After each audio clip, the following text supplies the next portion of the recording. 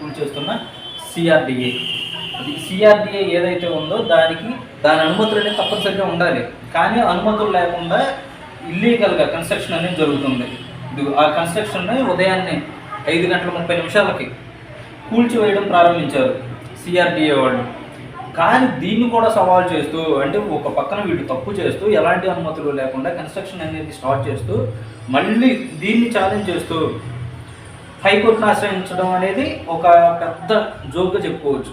ఎందుకంటే సిఆర్డిఏ అనుమతులు లేకుండా అక్రమంగా కన్స్ట్రక్షన్ అనేది స్టార్ట్ చేసి కూడా మళ్ళీ ఈ సిఆర్డిఏ ఏదైతే ఉందో దానికి సంబంధించిన కన్స్ట్రక్షన్ అనేది ఇల్లీగల్గా జరుగుతున్నప్పటికీ మరి దీని మీద రివర్స్లో కేసు పెట్టి హైకోర్టుని ఆశ్రయించడం జరిగింది.